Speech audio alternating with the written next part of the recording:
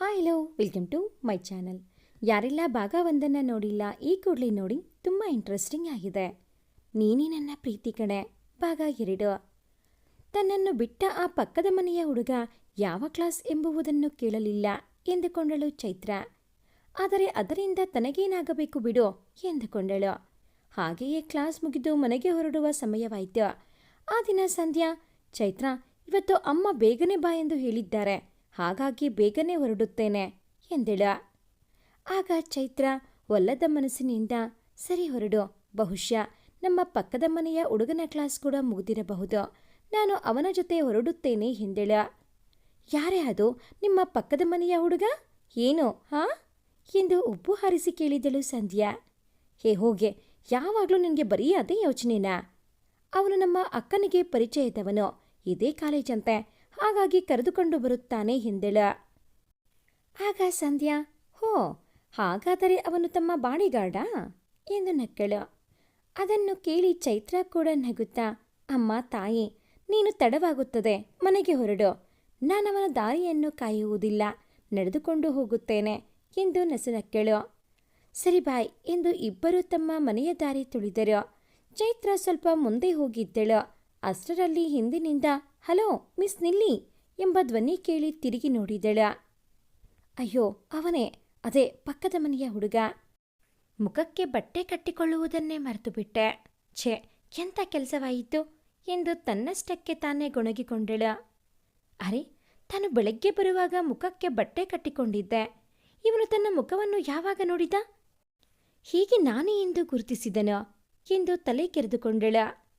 ಅಷ್ಟರಲ್ಲಿ ಇವಳ ಪಕ್ಕದಲ್ಲಿ ಬಂದು ಬೈಕ್ ನಿಲ್ಲಿಸಿದ ಅವನು, ಏನ್ರಿ ಕಾಲೇಜ್ ಹತ್ರ ನಿಮ್ಮನ್ನು ಹುಡುಕಾಡುತ್ತಿದ್ದರೆ ನೀವಿಲ್ಲಿ ಆರಾಮಾಗಿ ನಡ್ಕೊಂಡು ಹೋಗ್ತಿದ್ದೀರಾ ಎಂದು ಜೋರು ಮಾಡಿದನ. ಆಗ ಅವಳು ಭಯಗೊಂಡಿದ್ದನ್ನು ನೋಡಿ ಮೀಸೆಯ ತುದಿಯಲ್ಲಿ ನಕ್ಕು, ಹೋಗ್ಲಿ ಬಿಡಿ, ಬೇಗ ಹತ್ತಿ, ಮಳೆ ಬರೋ ಥರ ಆಗಿದೆ, ಮೊದಲೇ ನನಗೂ ಮಳೆಗೂ ಆಗಿ ಬರೋದಿಲ್ಲ ಎಂದೆನು. ಆಗ ಮನಸ್ಸಿನಲ್ಲಿ ಇದೊಂದು ವಿಚಿತ್ರವಾದ ಪ್ರಾಣಿ ಎಂದುಕೊಂಡು, ಆದರೂ ಮುಖದ ಮೇಲೆ ಒಂದು ಕೃತಕ ನಗೆಯನ್ನು ತಂದುಕೊಂಡು ಸರಿ ಎಂದು ಬೈಕ್ ಹತ್ತಿದಳು. ನಿಧಾನವಾಗಿ ಬೈಕ್ ಓಡಿಸಿದನು ಮನೈ. ಅವರ ಮನೆಯ ಮುಂದೆ ಬೈಕ್ ನಿಲ್ಲಿಸಿದಾಗ ಸರಕ್ಕನೆ ಮೀನಿನಂತೆ ಜಾರಿಕೊಂಡು ಒಳಗೆ ನಡೆದಳು ಚೈತ್ರ. ಆಗ ಗೌರಿ, ಬಾಪ್ಪ ಮನೈ, ಕಾಫಿ ಕುಡಿದುಕೊಂಡು ಹೋಗುವಿಯಂತೆ ಎಂದಾಗ ಚೈತ್ರ ಮೆಟ್ಟಿಲೇರುತ್ತಿದ್ದವಳು ಮನೈ ಎಂಬ ಮಾತು ಕೇಳಿ ಗಕ್ಕನೆ ಹಾವು ಮೆಟ್ಟಿದವರಂತೆ ನಿಂತುಕೊಂಡಳು. ಆ ಕಾಲೇಜಿನ ಮನೆಯೇ ಈ ಪಕ್ಕದ ಮನೆಯ ಹುಡುಗ ಆಗಿರಬಹುದಾ ಎಂಬ ಸಣ್ಣ ಅನುಮಾನ ಅವಳನ್ನು ಕಾಡದೇ ಇರಲಿಲ್ಲ. ಆದರೆ ಏನು, ಅವನೊಬ್ಬನೇ ಮನೆ ಎಂಬ ಹೆಸರಿನಲ್ಲಿ ಇರುತ್ತಾನಾ?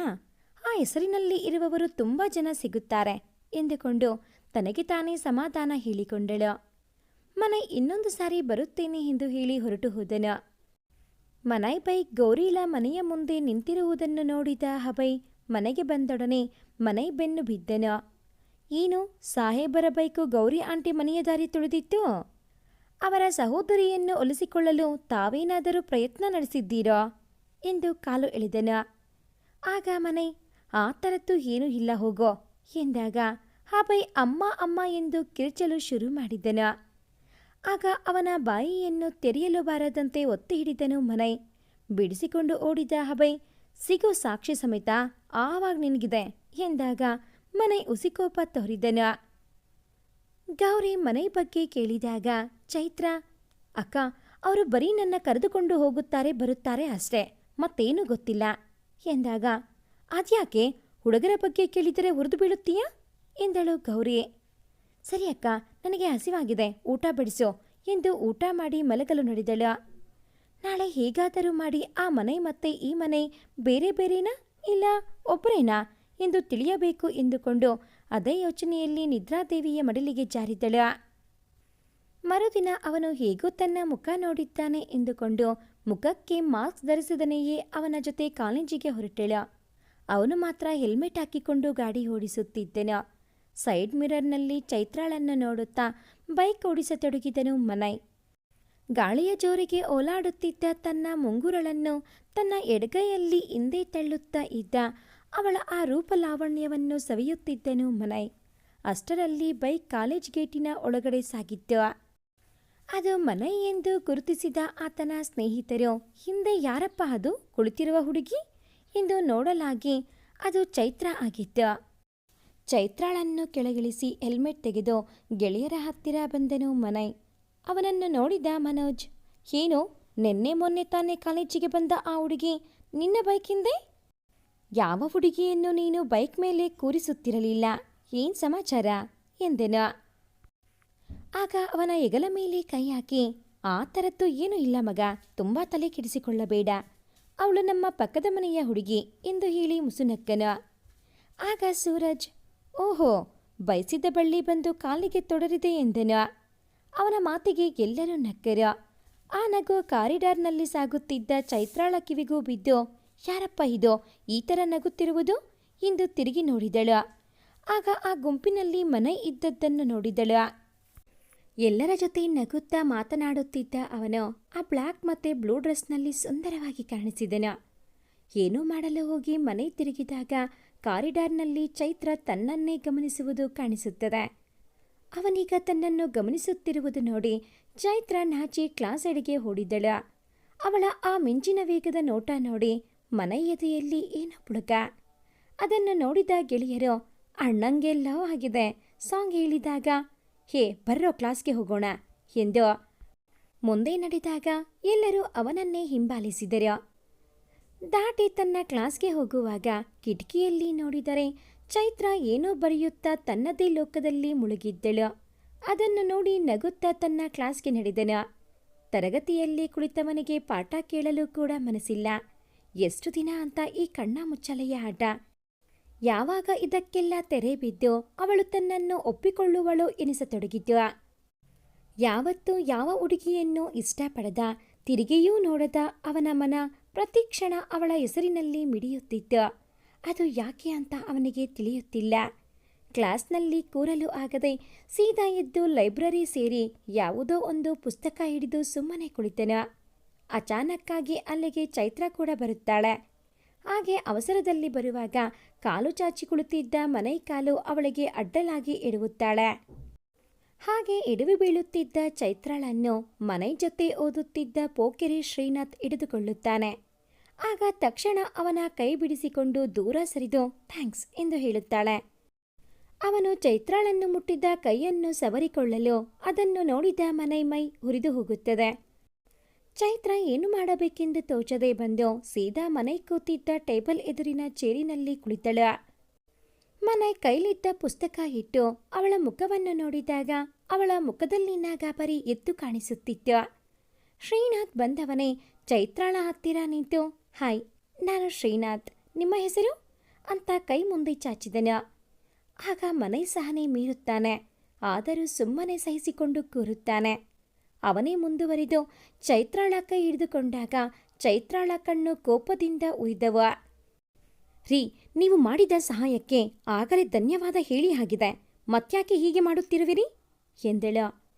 ಆಗ ಶ್ರೀನಾಥ್, ನಿನ್ನ ಮುಟ್ಟಿದ ಈ ಕೈ ನಿನ್ನನ್ನು ಮತ್ತೆ ಮುಟ್ಟಲು ಹಾತರಿಯುತ್ತಿದೆ ಎಂದು ಅವಳ ಕೆನ್ನೆ ಮುಟ್ಟಲು ಹೋದನು. ಆಗ ಚೇರಿನಿಂದ ಮೇಲೆದ್ದ ಮನೈ ಅವನ ಆ ಕೈ ತಿರುಚಿ, ಬಾ, ನನಗೂ ನಿನ್ನ ಕೈ ಮುಟ್ಟಲು ಆಸೆ ಎಂದನು. ಆಗ ಶ್ರೀನಾಥ್, ಇದು ನನ್ನ ಮತ್ತೆ ಅವಳ ಮಧ್ಯೆ ಇರುವಂಥದ್ದು, ನೀನ್ ಮಧ್ಯೆ ಬರಬೇಡ ಮನೈ ಎಂದನು. ಆಗ ಮನೈ ಕೋಪದಿಂದ, ನಾನು ಮಧ್ಯೆ ಬಂದರೆ ಏನಾಗುತ್ತದೆ ನೋಡೇ ಬಿಡೋಣ ಎಂದು ಅವನ ಕಾಲರಿಗೆ ಕೈ ಹಾಕಿ ಅವನನ್ನು ಎಳೆದುಕೊಂಡು ಹೋಗಿ ಪ್ರಿನ್ಸಿಪಾಲ್ ರೂಮಿಗೆ ಹೋಗಬೇಕು ಎಂದವನು ಯಾಕೋ ಬೇಡ ಎನಿಸಿ ಹೊರಗೆ ಬಿಟ್ಟು ಲೈಬ್ರರಿ ಒಳಗೆ ನಡೆದನು. ಮತ್ತೆ ಬಂದು ಚೈತ್ರಾಳ ಎದುರಿನಲ್ಲಿ ಕುಳಿತನ.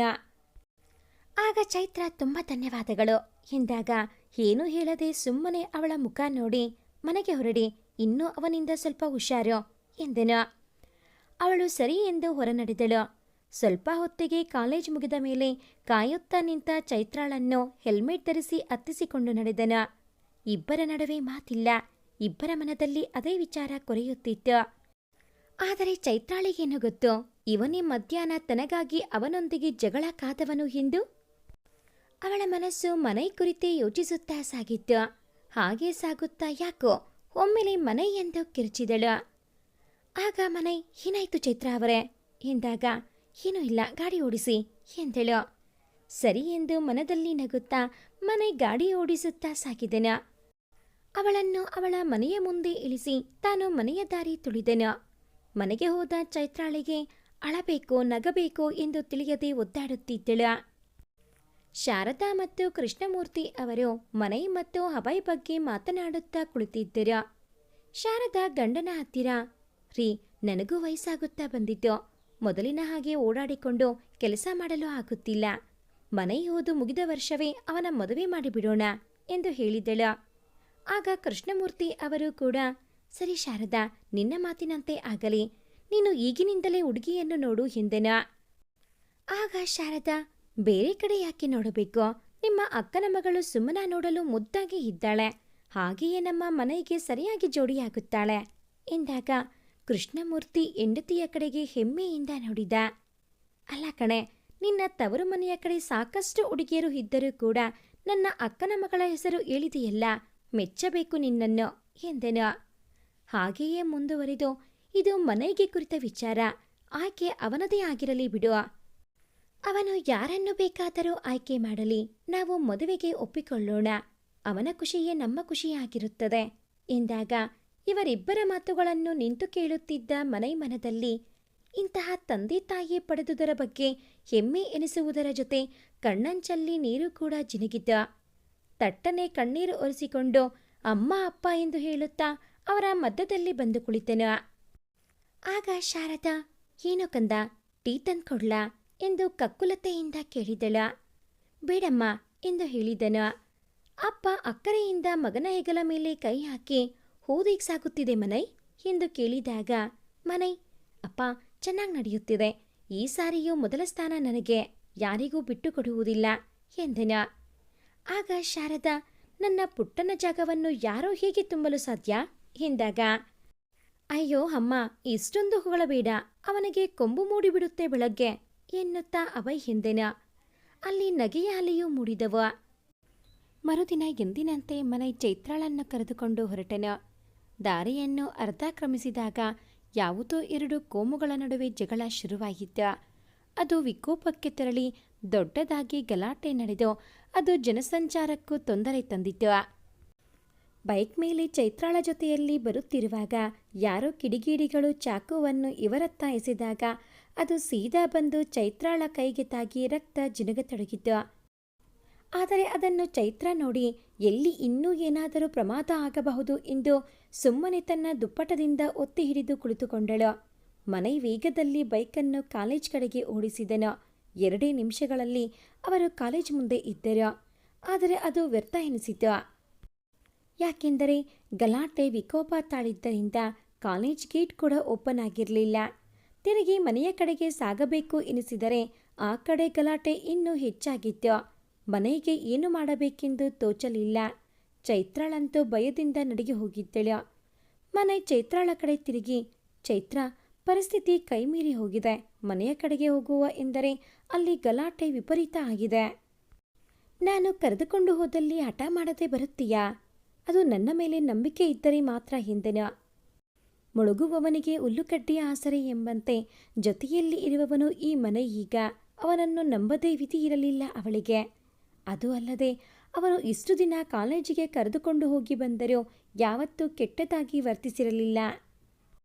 ಹಾಗಾಗಿ ಚೈತ್ರ ಸರಿ ಎಂದು ಕೇಳಿದಾಗ ಮನೆ ಬೈಕನ್ನು ವಿರುದ್ಧ ದಿಕ್ಕಿನಲ್ಲಿ ತಿರುಗಿಸಿದನು. ಅಲ್ಲಿ ಗಲಾಟೆ ಇನ್ನೂ ಆರಂಭದ ಹಂತದಲ್ಲಿ ಇತ್ತು. ಹಾಗಾಗಿ ಅಲ್ಲಿಂದ ನುಣುಚಿಕೊಂಡ ಮನೆ ಬೈಕನ್ನು ಒಂದು ಅಪಾರ್ಟ್ಮೆಂಟ್ ಎದುರಿಗೆ ನಿಲ್ಲಿಸಿ ಒಂದು ಬಾಗಿಲ ಬಳಿ ನಿಂತು ಅಲ್ಲಿರುವ ಪಾಟಿನಲ್ಲಿ ಕೈ ಹಾಕಿ ಕೀ ತೆಗೆದುಕೊಂಡು ಡೋರ್ ಓಪನ್ ಮಾಡಿದನು. ಚೈತ್ರ ಅವನಿಗಿಂತ ಮುಂಚೆಯೇ ಒಳನಡೆದು ಸೋಫಾ ಮೇಲೆ ಕುಳಿತುಕೊಂಡಳು. ಹೊರಗಡೆ ಗಲಾಟೆ ಹೆಚ್ಚಾಗಿ ಸದ್ದು ಚೈತ್ರಾಳ ಕಿವಿಗೆ ತಲುಪಿ ಮನೆಗೆ ಬೇಗನೆ ಒಳಗೆ ಬನ್ನಿ ಎಂದು ಸನ್ನೆ ಮಾಡಿದಾಗ ಮನೆ ಬಾಗಿಲು ಹಾಕಿ ಒಳಗೆ ಬಂದು ನಿಂತುಕೊಂಡನು. ಆಗ ಚೈತ್ರ ತನ್ನ ರಕ್ತ ಒಸರುವ ಕೈಯನ್ನು ಒರೆಸಿಕೊಳ್ಳುವುದನ್ನು ಕಂಡ ಮನೆ ಅವಳ ಹತ್ತಿರ ಹೋಗಿ ಕೈಯನ್ನು ಹಿಡಿದುಕೊಂಡೆನು. ಚೈತ್ರ ಸ್ವಲ್ಪ ಮುಜುಗರಕ್ಕೆ ಒಳಗಾದವಳಂತೆ ಕೈಯನ್ನು ಹಿಂದೆ ತೆಗೆದುಕೊಂಡಳು.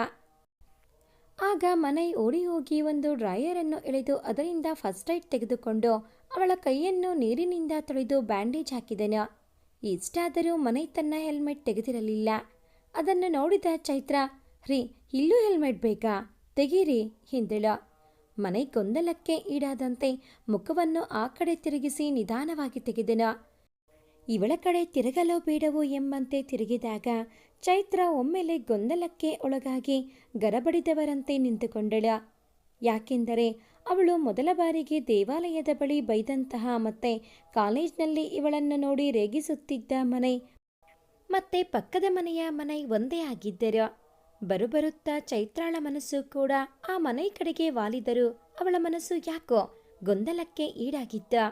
ಏನೂ ಮಾತನಾಡದೆ ಮೌನಗೋರಿಯಂತೆ ಕುಳಿತ ಚೈತ್ರಾಳ ಮುಂದೆ ತಪ್ಪು ಮಾಡಿದವರ ಹಾಗೆ ಮಂಡಿ ಊರಿ ಕುಳಿತುಕೊಂಡೆನ. ಚೈತ್ರ ಕಣ್ಣೆತ್ತಿ ಒಮ್ಮೆ ಮನೆ ಕಡೆಗೆ ನೋಡಿದಳು. ಯಾಕೋ ಪಿಚ್ಚೆನಿಸಿತು ಅವಳಿಗೆ. ಯಾಕೋ ಹೀಗೆ ಮಾಡಿದೆ ಎಂದು ಕೇಳಬೇಕು ಎನಿಸಿದರೂ ಕೇಳಲು ಬಾಯಿ ಬರುತ್ತಿಲ್ಲ. ಮನೆ ಕಣ್ಣು ತುಂಬಿ ಜಾರಿದ ಕಂಬನಿ ನಾನು ನಿನ್ನ ಬಿಟ್ಟು ಹೋಗುತ್ತೇನೆ ಎಂದು ಅವಸರದಲ್ಲಿ ಜಾರುತ್ತಾ ನೆಲವನ್ನು ಸೇರಿತು. ನೋಡಲು ಕಠಿಣ ಹೃದಯಿ ಎನಿಸುವ ಮನೆಯ ಈ ಹೊಸರೂಪವನ್ನು ಕಂಡ ಚೈತ್ರ ದಂಗಾದಳ. ಏನೂ ಮಾಡಲು ತೋಚದೆ ತಾನೇ ಮುಂದಾಗಿ ಅವನ ಕಂಬನಿಯನ್ನು ತಡೆದು ತನ್ನ ಅಂಗೈನಿಂದ ಒರೆಸಿದಳ. ಮನೆ ಅವಳ ಮಡಿಲಲ್ಲಿ ಏನೂ ಮಾತನಾಡಲು ತೋಚದೆ ಪುಟ್ಟ ಮಗುವಿನ ಹಾಗೆ ತಲೆ ಇಟ್ಟು ಮಲಗಿದನು. ಇಬ್ಬರು ಎಷ್ಟು ಹೊತ್ತು ಆಗಿಯೇ ಇದ್ದರೋ ಒಂದು ತಿಳಿಯದು. ಸ್ವಲ್ಪ ಹೊತ್ತಿಗೆ ಮನೆ ಫೋನ್ ರಿಂಗ್ ಅನಿಸಿತು. ವಾಸ್ತವಕ್ಕೆ ಬಂದ ಚೈತ್ರ ಮನೆ ಬೆನ್ನು ತಟ್ಟಿ ಮನೆ ಕಾಲ್ ಬರುತ್ತಿದೆ ಪಿಕ್ ಮಾಡು ಎಂದು ಕೇಳಿದಾಗ ಮೊಬೈಲ್ ಹೊರ ತೆಗೆದು ನೋಡಲು ಅಮ್ಮ ಎಂದು ಡಿಸ್ಪ್ಲೇ ಆಗುತ್ತಿತ್ತು. ಕಾಲ್ ತೆಗೆದುಕೊಂಡು ಹಲೋ ಅಮ್ಮ ಹೇಳು ಎಂದೆನು. ಆ ಕಡೆಯಿಂದ ಹಲೋ ಪುಟ್ಟ ಎಲ್ಲಿದ್ದೀಯ ಕಣೋ, ಚೈತ್ರ ಎಲ್ಲಿದ್ದಾಳೆ? ಊರು ತುಂಬ ಗಲಾಟೆ ನಡೆದು ಕರ್ಫ್ಯೂ ಜಾರಿಯಾಗಿದೆ ಎಂದಳು ಭಯದಲ್ಲಿ. ಆಗ ಮನೆ ಅಮ್ಮ ಚಿಂತೆ ಬೇಡ, ಚೈತ್ರ ನನ್ನ ಜೊತೆಯಲ್ಲೇ ಇದ್ದಾಳೆ, ನಾವು ನನ್ನ ಸ್ನೇಹಿತನ ಮನೆಯಲ್ಲಿ ಕ್ಷೇಮವಾಗಿ ಇದ್ದೇವೆ ಎಂದೆನು. ಸರಿ ಹುಷಾರು, ಚೈತ್ರಾಳ ಕೈಲಿ ಫೋನ್ ಕೊಡು, ಗೌರಿ ಇಲ್ಲಿಯೇ ಇದ್ದಾಳೆ, ಮಾತನಾಡಬೇಕು ಎನ್ನುತ್ತಿದ್ದಾಳೆ ಎಂದಾಗ ಸರಿ ಅಮ್ಮ ಎಂದು ಹೇಳಿ ಮೊಬೈಲ್ ಚೈತ್ರಾಳ ಕೈಗಿಟ್ಟೆನ. ಚೈತ್ರಾಳ ಅಕ್ಕ ಗೌರಿ ಅಳುತ್ತಾ ಪುಟ ಹೇಗಿದೆಯಾ ಕಣೆ, ಏನಾಗಿಲ್ಲ ಅಲ್ವಾ, ಗಲಾಟೆ ತುಂಬ ಇದೆ, ಮನೆ ಜೊತೆಯಲ್ಲಿ ಇರೋ, ಹೊರಗೆ ಎಲ್ಲೂ ಬರಬೇಡಿ, ನಾವು ಹೇಳೋವರೆಗೂ ಹಿಂದೆಳ. ಚೈತ್ರ ಅಕ್ಕ ಸಮಾಧಾನ, ನಾವು ಹುಷಾರಾಗಿ ಇದ್ದೇವೆ, ನಮ್ಮ ಚಿಂತೆ ಬೇಡ, ಗಲಾಟೆ ಮುಗಿದ ಮೇಲೆ ನಾವೇ ಬರುತ್ತೇವೆ ಎಂದು ಹೇಳಿ ಫೋನ್ ಇಟ್ಟಳು. ಅಷ್ಟರಲ್ಲಿ ಮಧ್ಯಾಹ್ನ ಆಗಿತ್ತು. ಇಬ್ಬರಿಗೂ ಹೊಟ್ಟೆ ತಾಳ ಹಾಕುತ್ತಿತ್ತು. ಮನೆ ಚೈತ್ರಾಳನ್ನು ನೋಡಿ ಅಮ್ಮನವರಿಗೆ ಅಡುಗೆ ಬರುತ್ತದೆಯೋ ಇಲ್ಲ ನಾನೇ ನಳಪಾಕ ಮಾಡಬೇಕು ಎಂದಾಗ ಚೈತ್ರ ಹುಸಿಮುನಿಸಿನಿಂದ ಅಡುಗೆ ಬರುತ್ತದೆ, ಅಡುಗೆ ಮನೆ ಎಲ್ಲಿದೆ ಅಂದ ಹಾಗೆ ಇದು ಯಾರ ಮನೆ ಎಂದಳು. ಆಗ ಮನೆ ಅಡುಗೆ ಮನೆಗೆ ಅವಳನ್ನು ಕರೆದುಕೊಂಡು ಬಂದು ಇದು ನನ್ನ ಸ್ನೇಹಿತ ವರುಣ್ ಮನೆ, ಅವನು ತನ್ನ ಊರಿಗೆ ಹೋಗಿದ್ದಾನೆ, ನಾನು ಅವನು ಆತ್ಮೀಯ ಸ್ನೇಹಿತರು, ಅವನಿಗೆ ಇಲ್ಲಿಯೇ ಬಿಟ್ಟು ಹೋಗಿರುತ್ತಾನೆ, ಹಾಗಾಗಿ ಇಲ್ಲಿಗೆ ಕರೆದುಕೊಂಡು ಬಂದೆ ಎಂದೆನು. ಚೈತ್ರ ತರಕಾರಿ ಏನೇನಿದೆ ಎಂದು ನೋಡಿದಳು. ಸರಿ ಬಿಸಿಬೇಳೆ ಬಾತ್ ಮಾಡಿದರಾಯಿತು ಎಂದುಕೊಂಡು ತರಕಾರಿ ಕತ್ತರಿಸತೊಡಗಿದಳು. ಆಗ ಗಾಯವಾದ ಆ ಕೈ ನೋವು ಉಂಟಾಗಿ ಅಮ್ಮ ಎಂದಳು. ಆಗ ಅವಳ ಕೈ ನೋವಿರುವುದನ್ನು ಗಮನಿಸಿದ ಮನೆ ಅವಳನ್ನು ಪಕ್ಕಕ್ಕೆ ಸರಿಸಿ ತಾನೇ ತರಕಾರಿ ಕತ್ತರಿಸಲು ಮುಂದಾದನ. ಚೈತ್ರ ತಡೆದರೂ ಕೇಳದೆ ತಾನೇ ಬಿಸಿಬೇಳೆ ಬಾತ್ ಮಾಡಿ 2 ತಟ್ಟೆಗಳಲ್ಲಿ ಹಾಕಿ ಒಂದನ್ನು ಚೈತ್ರಾಳಿಗೆ ಕೊಟ್ಟು ಇನ್ನೊಂದನ್ನು ತಾನು ತೆಗೆದುಕೊಂಡು ತಿನ್ನಲು ಶುರು ಮಾಡಿದನು. ತಿನ್ನು ಎಂಬಂತೆ ಚೈತ್ರಾಳಿಗೂ ಸನ್ನೆ ಮಾಡಿದಾಗ ಅವಳು ನಿಧಾನವಾಗಿ ತಿನ್ನಲು ಶುರು ಮಾಡಿದಳು. ಅವಳು ಮಾಡುವುದಕ್ಕಿಂತಲೂ ಅದ್ಭುತವಾದ ರುಚಿಯನ್ನು ಹೊಂದಿತ್ತು ಅದು. ಹೀಗಾಗಿದೆ ಚೈತ್ರ ಎಂದಾಗ ಸೂಪರ್, ನಳಮಹಾರಾಜರು ತುಂಬ ಚೆನ್ನಾಗಿ ಅಡುಗೆ ಮಾಡುತ್ತಾರೆ ಎಂದು ನಕ್ಕಳು. ಆ ನಗುವಿನಲ್ಲಿ ಮನೆ ಕಳೆದು ಹೋದನು. ಮುಂದೆ ಏನೆಲ್ಲ ಆಗಬಹುದು? ಚೈತ್ರ ಮನೆಯ ಪ್ರೀತಿಯನ್ನು ಒಪ್ಪಿದಂತೇನಾ? ಇವರ ಪ್ರೀತಿ ಮನೆಯಲ್ಲಿ ತಿಳಿದರೆ ಮುಂದೆ ಏನಾಗುತ್ತದೆ? ಕಾಯ್ದು ನಿರೀಕ್ಷಿಸಿ. ಭಾಗ 3 ಮುಂದುವರಿಯುತ್ತದೆ. ಭಾಗ 3ರ ನೋಟಿಫಿಕೇಷನ್ಸ್ ನಿಮಗೆ ಬರಬೇಕು ಅಂತ ಅಂದರೆ ಈ ಕೂಡಲೇ ಈ ಚಾನಲ್ಗೆ ಸಬ್ಸ್ಕ್ರೈಬ್ ಆಗಿ. ಹಾಗೆಯೇ ಈ ಒಂದು ಕತೆ ನಿಮಗೆ ಇಷ್ಟ ಆಗಿದ್ದಲ್ಲಿ ಪ್ಲೀಸ್ ಲೈಕ್ ಮಾಡಿ, ಶೇರ್ ಮಾಡಿ, ಹಾಗೆಯೇ ಕಾಮೆಂಟ್ ಮಾಡೋದನ್ನು ಮರಿಬೇಡಿ. Thanks for watching this video.